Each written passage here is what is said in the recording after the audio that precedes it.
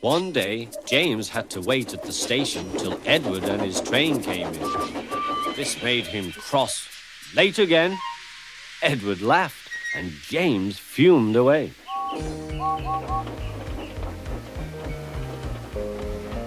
After James had finished his work, he went back to the yard and puffed onto the turntable.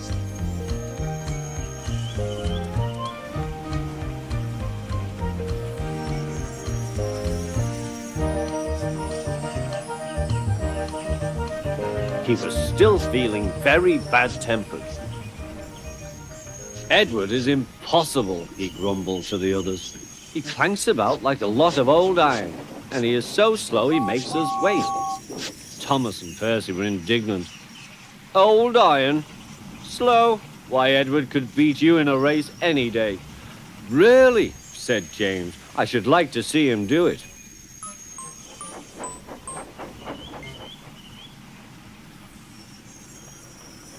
Next morning, James's driver was suddenly taken ill.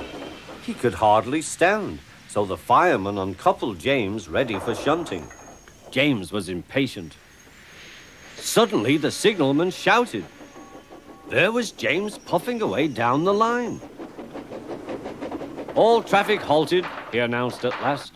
Then he told the fireman what had happened.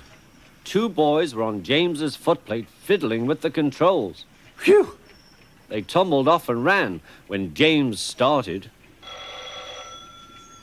The signalman answered the telephone.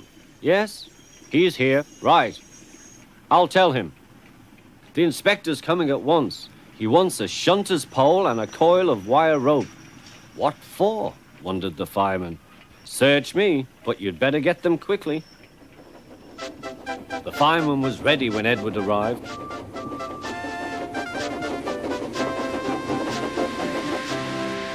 The inspector saw the pole and the rope. Good man, jump in. We'll catch him, puffed Edward. James was laughing.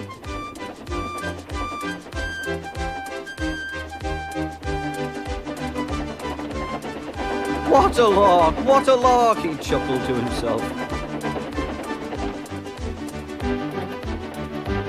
Suddenly he was going faster and faster. He realized that he had no driver. What shall I do? I can't stop. Help! Help! We're coming, called Edward.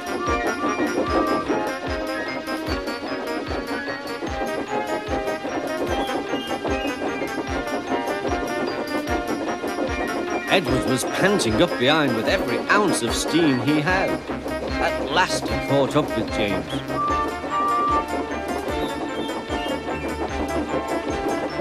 Steady, Edward, called his driver.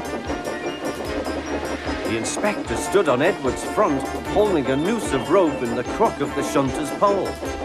He was trying to slip it over James's buffer. The engine swayed and lurched. At last! Got him! He shouted. He pulled the noose tight. Gently braking, Edward's driver checked the engine's speed, and James's fireman scrambled across and took control. So the old iron caught you after all, chuckled Edward. I am sorry, whispered James. Thank you for saving me. You were splendid, Edward. That's all right, replied Edward. The engines arrived at the station side by side. The fat controller was waiting. A fine piece of work, he said. James, you can rest and then take your train. I'm proud of you, Edward. You shall go to the works and have your worn parts mended. Oh, thank you, sir, said Edward. It'll be lovely not to clank.